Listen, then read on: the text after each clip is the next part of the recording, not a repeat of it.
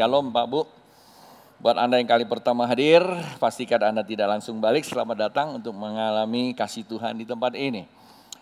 Dan staf saya akan membagikan visi dan misi gereja di tempat ini buat Anda yang ada di rumah, ikuti secara online, pastikan Anda juga mengikutinya, karena setiap waktu kita pertemuan ada perjamuan kudus. Ya baik Pak Bu, jadi saya selalu akan mengajukan pertanyaan yang mungkin terlalu sering didengar, tapi tidak masalah. Karena fakta mengatakan bahwa semakin hari bukanlah semakin mudah, tetapi semakin sulit. Ya Pak ya? Semakin hari semakin sulit, itu fakta. Satu analogi Pak Bu tahun 70-an, dan 60-an tahun 70-an karena saya bekerja dan saya banyak mobiling, bolak-balik Jakarta-Bandung, naik motor, jalan cuma hanya satu, ya waktu itu ya, masih dia Puncak, Sukabumi, Cianjur, Cimahi, lalu Bandung, bolak-balik bisa 3-4 jam kalau jalan non-stop. Semakin hari kita tahu, walaupun sana-sini sudah ada perbaikan dan jalan banyak dibuka. Baru-baru yang lalu, beberapa waktu yang lalu saya ke Bandung menuju Tasik, saya naik kendaraan. Dari Gambir sampai ke Bandung saya butuhkan waktu 7 jam. Zaman makin modern. Konon katanya segalanya lebih canggih. Tapi kenyataannya, lalu lintas yang meningkat, kendaraan yang banyak mempersulit mobilisasi kita. Bukankah itu menandakan bahwa semakin hari semakin sulit untuk mencapai suatu tujuan? Itu fakta. Jadi pertanyaan saya, apakah Anda semakin hari semakin sulit untuk mencapai sebuah tujuan? Pertanyaan saya, lebih mudah atau lebih sulit untuk menjangkaunya? Fakta saya butuh 7 jam. Pertanyaan saya, semakin hari keadaan semakin sulit, tetapi bagaimana kita untuk mencapai kesulitan itu? Lebih mudah atau lebih sulit? Boleh tolong dikasih jawaban. Jangan takut, enggak dihukum kok. Dulu 3 jam, sekarang butuh 7 jam. Tapi per hari ini pertanyaan saya, konon katanya semakin sulit. Bagaimana kita mencapainya? Lebih sulit atau lebih mudah? Daripada Bapak Ibu sedang berpikir lama waktu saya diambil, saya akan jelaskan.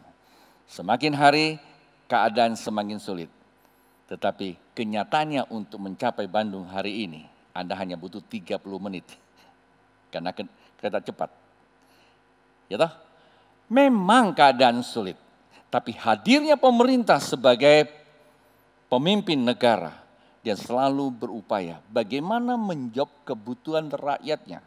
Sekalipun memang kenyataan, fakta, realita, kehidupan di mana-mana sulit. Tetapi pemerintah hadir untuk mempermudah mencapai tujuan kehidupan. Bukankah itu yang kita rasakan, yang kita alami? Pak Bu, kalau saja pemerintah di dunia ini dapat berpikir seperti itu, pertanyaan saya, bagaimanakah kerajaan Allah kalau dia hadir? Tidak ada kesulitan buat orang yang percaya. Haleluya.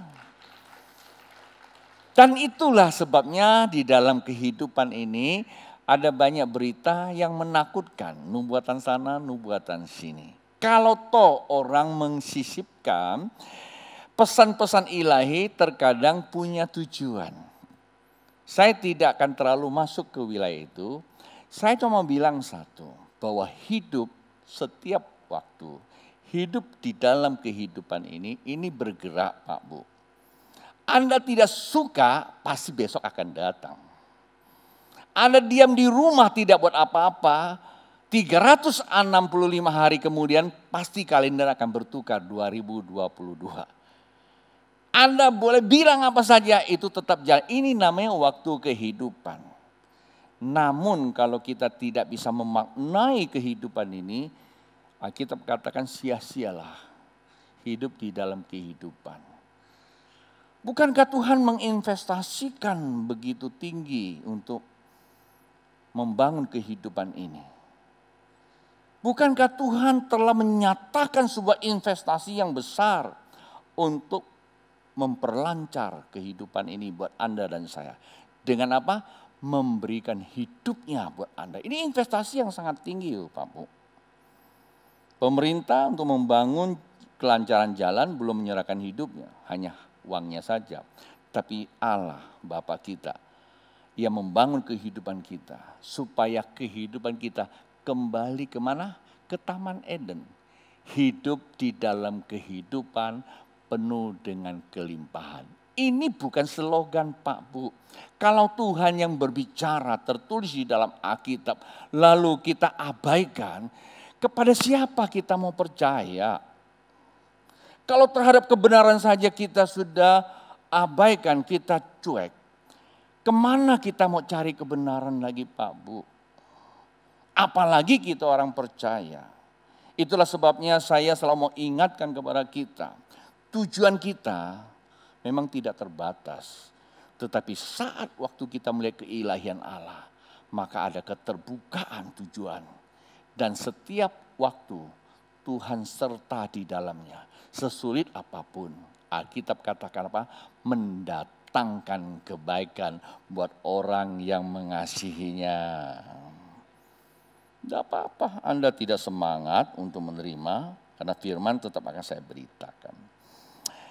Lalu bagaimana kita menyikapi di dalam kehidupan ini? Di KPG saya sudah ajarkan bahwa hidup di dalam kehidupan kita semua ini menjadi apa? Leader. Seorang leader yang menjadi eksistensinya adalah apa? Keputusan. Anda duduk diam, itu juga keputusan. Anda mau bicara, itu keputusan. Anda mau tertawa, juga keputusan. Anda mau lompat-lompat, itu keputusan. Palingan kalau ganggu orang dibawa keluar saja. Itu keputusan. Setiap keputusan mengandung resikonya. Setiap keputusan itu akan menentukan waktu kamu ke depan.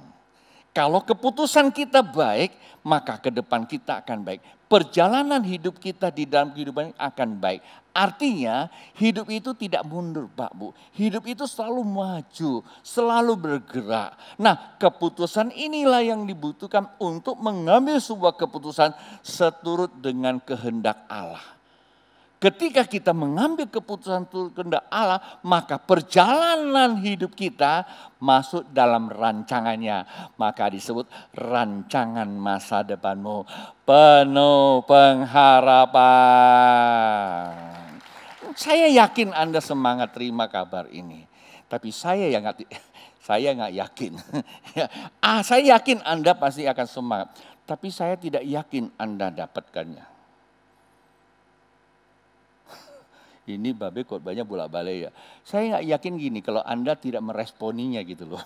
Kalau Anda tidak meresponinya, semangat tidak cukup. Semangat itu nggak cukup Pak Bu. Ya respon itu yang terpenting. Nah itulah sebabnya keputusan yang kita ambil harus berdasarkan firman Allah. Apa tuh firman Tuhan? Saya akan membacakan satu ayat buat kita. Jadi bukan satu ayat sebenarnya. 2 ayat di dalam kitab Daniel. Pak Bu, di dalam kitab Daniel ada, ini kisah Daniel. Daniel pasal pertama ayat yang ketiga dan keempat, dua ayat ini saya akan mengkonstruksikan maksud ya sebagai biodatanya, ya biografinya daripada Daniel dan beberapa temannya. Di sini berkata demikian. Lalu raja bertitah kepada Aspenas, kepada istana, untuk membawa beberapa orang Israel yang berasal dari keturunan raja dan dari kaum bangsawan, yaitu orang-orang muda yang tidak ada sesuatu celah, yang berperawakan baik, yang memahami berbagai-bagai hikmat, berpengetahuan banyak, dan yang mempunyai pengertian tentang ilmu, yaitu orang-orang yang cakap untuk bekerja dalam istana raja, supaya mereka diajarkan tulisan dan bahasa orang Kasdim. Kita tahu bahwa saat itu adalah saat yang krusial. Kata saat krusial itu saat yang tidak baik. Kenapa? Karena masa itu sudah masa pembuangan. Bangsa Israel sudah dijara dan saat itu orang-orang muda, orang-orang cendekiawan, orang-orang bangsawan itu ya kalau saya bilang di Sandra ya juga. Kenapa? Dibawa keluar ke Babel. Ya, tujuannya apa? Tujuannya mereka akan dipengaruhi, bahasa saya ya, tanda kutip, itu dipengaruhi otak mereka supaya mengerjakan segala sesuatu seturut dengan kerajaan Babelonia pada saat itu. Nah, untuk itu saja mereka butuh orang-orang yang bukan sembarangan, orang-orang hebat. Alkitab katakan mereka para keturunan raja, bangsawan. Saya kalau menggunakan satu analogi, kalau saja Daniel adalah keturunan raja bangsawan, pribadi dia, dirinya dia. Lalu tapi satu bukti Pak Bu bisa kita kasih bawahi catatan. Bahwa sejarah membuktikan Daniel tidak bekerja pada satu legend. Bahkan fakta sejarah mengatakan dia pergi masih muda sampai usia tua. Artinya panjang waktu. Sejarah membuktikan dia melewati 5 legend. Nebukadnezar, Belsasar, kalau tidak salah anaknya Nebukadnezar, kemudian Kores, Darius, Ahasuerus. 5. Kalau saya boleh katakan, ini ada 5 presiden, 5 raja. Nggak tahu berapa waktu satu raja memimpin. Nah, kalau ada seseorang bisa mengikuti seorang pemimpin dari 2 kerajaan dan mengikuti 5 orang raja, pertanyaannya siapa dia? Kalau bukan orang yang super, nggak mungkin toh. Kenyataannya hari ini kita belum pernah lihat kalau presiden 32 tahun iyalah. Tapi wakil presiden saja nggak pernah kok, paling banter 1 periode. Apalagi menteri, banyak yang reshuffle belum 1 periode toh. Mengapa? Nilai atau karakter itu yang menentukan. Siapa dia Daniel? Alkitab katakan dia adalah keturunan raja bangsawan. Boleh dong saya menggunakan itu sebagai sebuah analogi buat Anda dan saya. Apa gunanya kita membaca Alkitab kalau kita tidak bisa transposisikan ke dalam kehidupan kita? Apa itu transposisinya? Kita memindahkan apa yang dialami dan itu menjadi hak buat Anda untuk mengalami juga. Kenapa? Karena keturunan raja itu mempunyai nilai tersendiri. Bangsawan teruji. Lalu siapa Anda dan saya? Bukankah kita ini adalah imamat rajani? Bangsa yang kudus, umat kepunyaan Allah, imam-imam Allah yang dipanggil keluar bersekutu untuk mengerjakan perbuatan-perbuatan Allah yang ajaib. Kalau kita bukan hanya 5 legend, kita akan bekerja bersama Tuhan dari saat ini sampai Yesus datang kedua kali. Haleluya. Saya yakin dan percaya firman Tuhan berkata seperti itu Pak Bu. Tapi saya tidak terlalu yakin seberapa kita yang mengalaminya.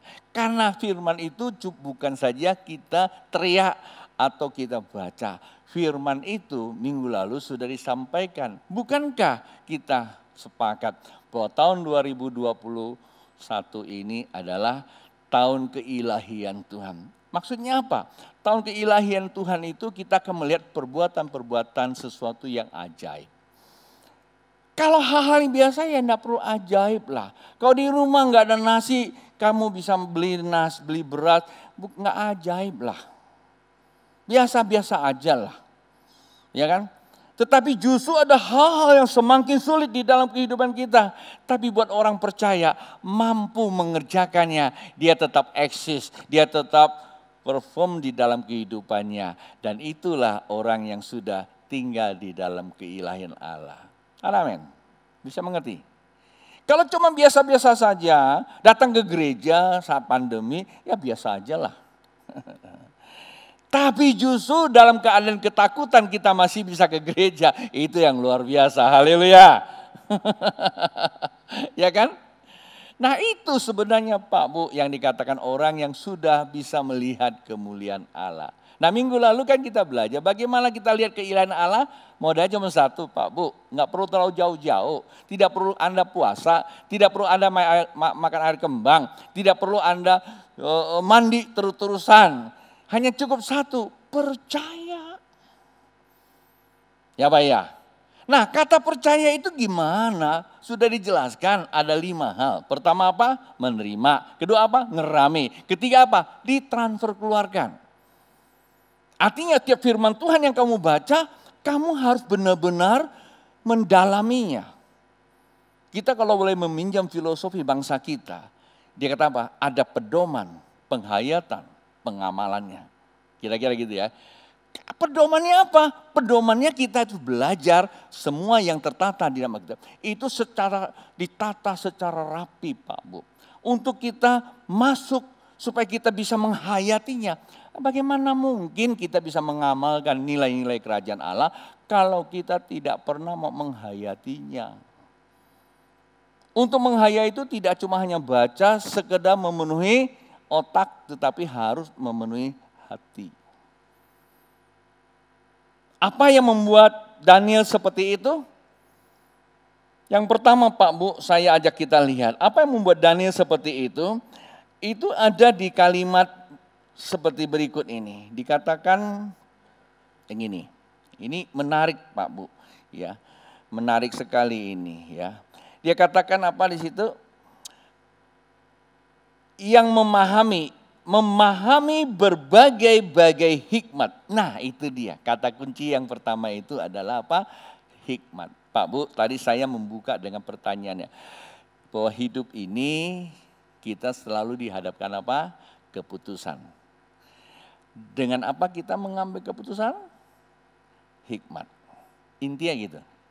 Setiap keputusan menentukan langkah kita ke depan. Kalau keputusan yang kita ambil berdasarkan emosi, kekecewaan, ketersinggungan. Pak Bu, saya cuma mau berkata satu hal. Keputusan yang kita ambil itu adalah keputusan yang memasukkan kita ke dalam penjara kehidupan. Saya sebagai hamba Tuhan tentu saya harus berkata yang banyak buat salah itu siapa? Yang banyak buat salah tentu para pendeta karena dia banyak ngomong. Ya kan, sebaik apapun dia rangkai kata-kata, pastilah ada kata-kata yang keluar menyinggung perasaan. Ya Pak ya. Saya teringat dengan guru saya berkata begini, satu hari dia dikasih mobil sama orang. Nah mobil yang dia berikan, hamba Tuhan dikasih mobil, gak punya mobil, dikasih mobil, betapa sayang dengan mobil itu. Istilah kami orang Jakarta, saban hari itu nikmati mobil, cuci mobil. Dan anak-anaknya ikut cuci mobil. Tiap hari bapak cuci mobil, anak juga cuci mobil. Satu hari kedatangan tamu untuk konseling. Sehingga bapaknya karena konseling kelamaan tak sempat untuk cuci mobil. Dan anaknya itu setelah bangun dia lihat bapaknya sudah jam segini mobilnya masih kotor. Sebagai anak punya sebuah responsi yang luar biasa. Papa cuci mobil tapi sibuk, biarlah anak yang bantu. Baik enggak? Oh baik dong, ya namanya membantu kan. Lalu waktu dia mulai siram air mobilnya, dia bingung. Bagaimana supaya bersih? Papanya bisa ngebersihkan tapi dia nggak bisa bersih. Dia bolak-balik mikir-mikir karena kurang berhikmat. Dia liwatin dapur, mbok itu lagi cuci apa itu? Kuali. Kuali yang habis goreng itu hitam, digosok pakai sikat tembaga. Begitu digosok langsung putih, langsung terinspirasi. Nah, yang hitam saja bisa jadi putih bersih. Gimana kalau mobil papa digosok pakai sikat tembaga? Pasti bersih. Dia ambil sama dia. Diam-diam dia sambil bersyuil. Haleluya. Dia gosok Pak Bu. Walaupun belum terlalu kencang tenaganya. Tapi barang satu itu cukup membuat mobilnya bilur-bilur. Begitu disemprot bersih sih memang, tapi berbaret-baret.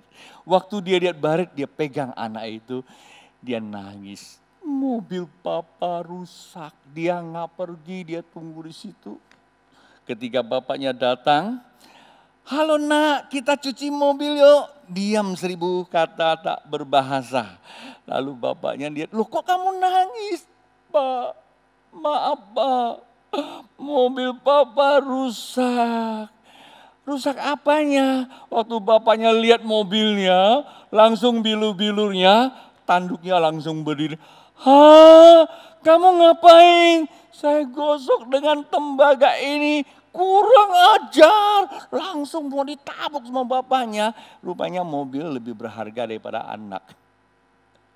Waktu dia mau tabuk Pak Bu, Roh Kudus bilang, hai hambaku, kenapa kamu tanya anakmu dulu kenapa digosok? Dan ketika suara itu datang, dia peluk anaknya. Nak, kenapa? Dia bilang tadi, dia cerita kronologisnya. Dia bilang, nak, Anda lebih berharga dari mobil. Mengapa?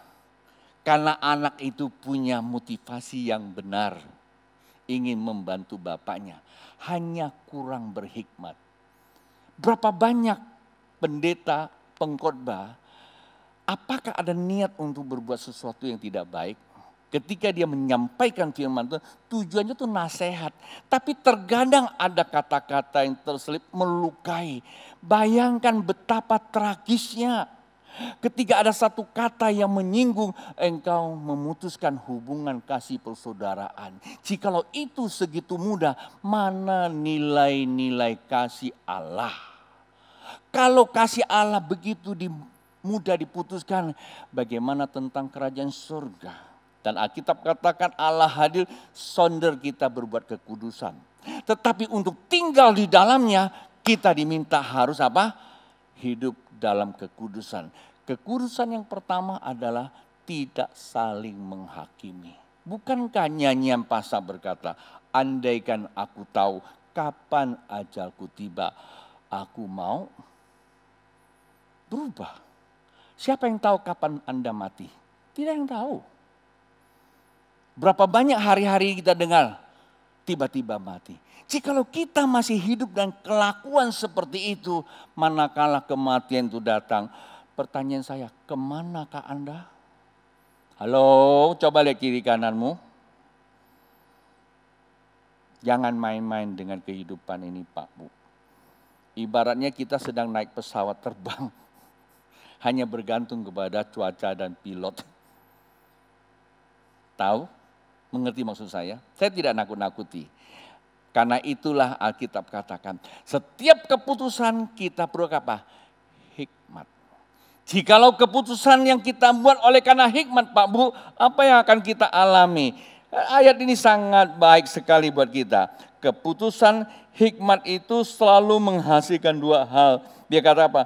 Memahami berbagai-bagai hikmat. Berpengetahuan banyak dan mempunyai pengertian tentang ilmu. Ya ini orang-orang yang cakap untuk bekerja dalam istana raja. Artinya apa?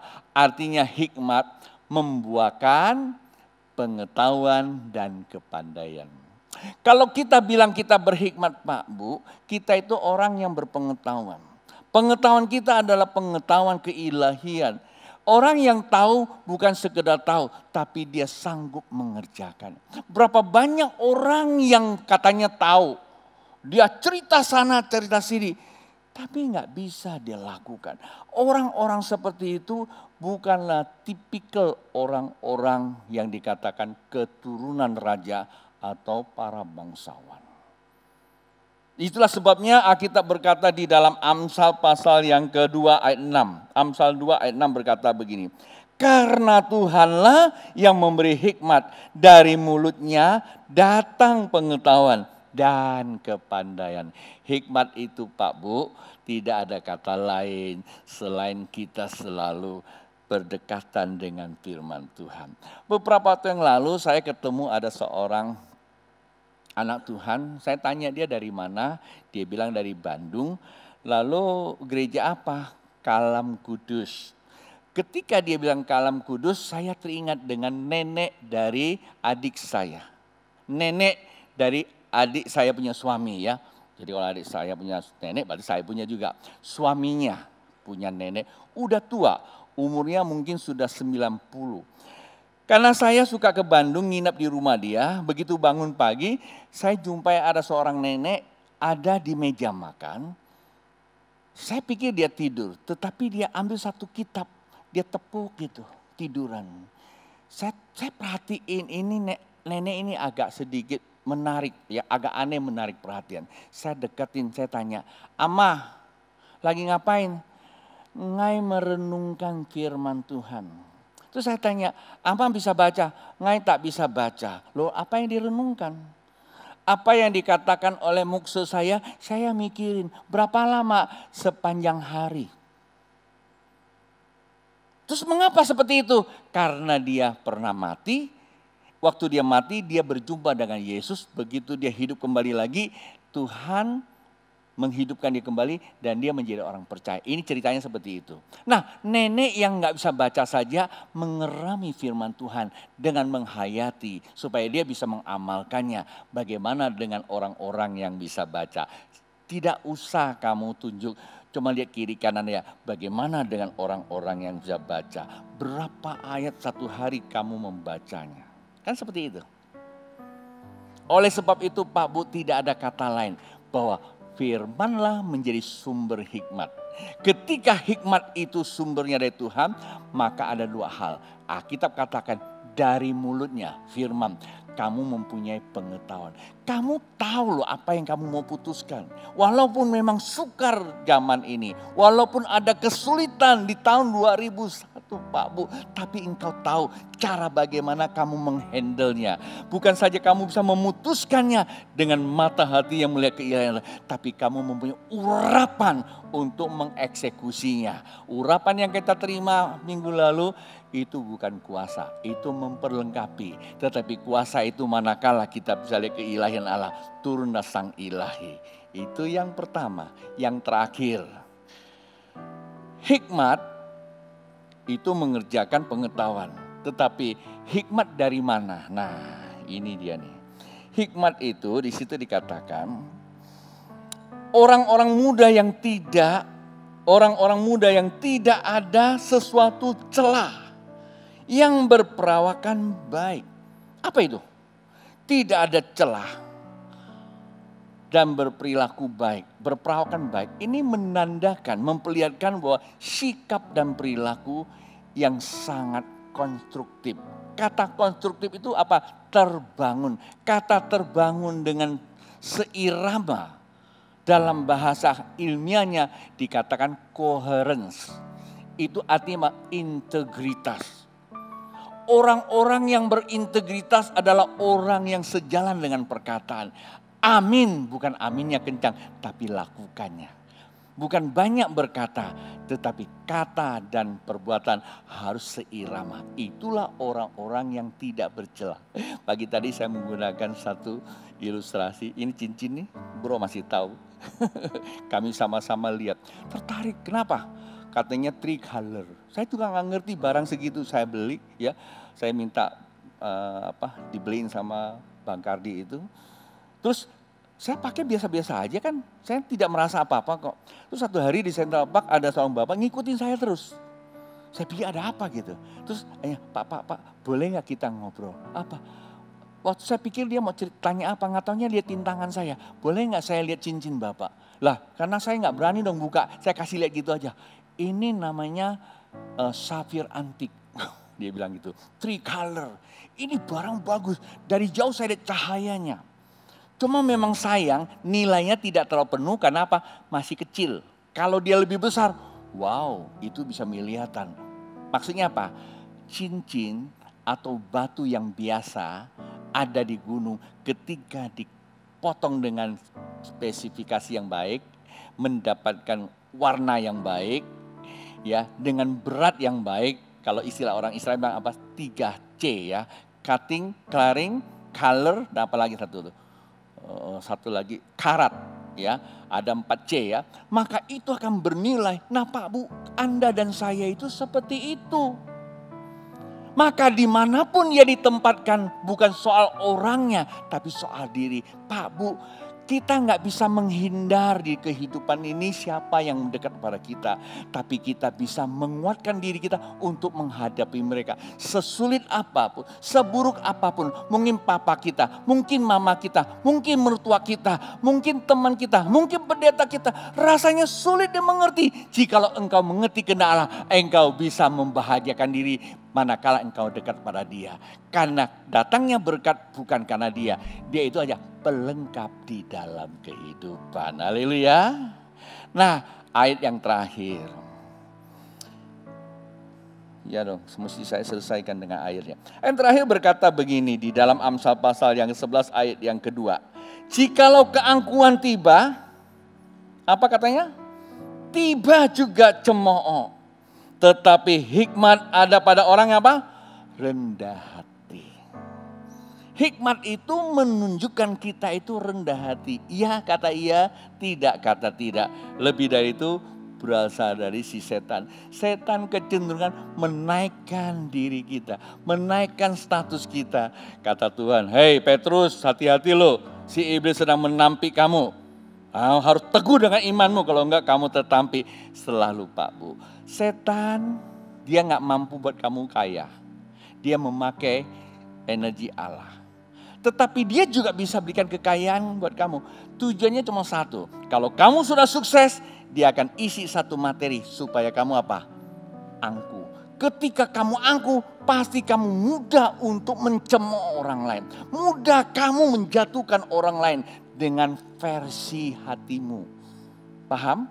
Itulah setan. Terkadang kita juga memang bukannya setan. Tuhan yang kasih. Kita bekerja bersama Tuhan. Kita setia sama Tuhan. Diberkati Tuhan. Tapi setan tahu. Setan itu kalau orang mau maju, dia narik-narik. Nggak boleh maju. Tapi kalau kamu udah maju, dia dorong supaya kamu nyungsep. Itulah setan, Pak Bu.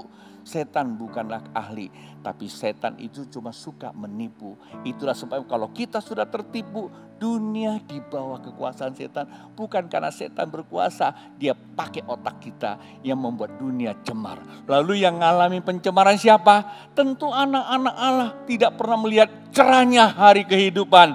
Akhirnya agama cuma sebatas kiasan hidup, bukan lagi hidup itu sendiri. Tuhan memberkati. Mari bangkit berdiri.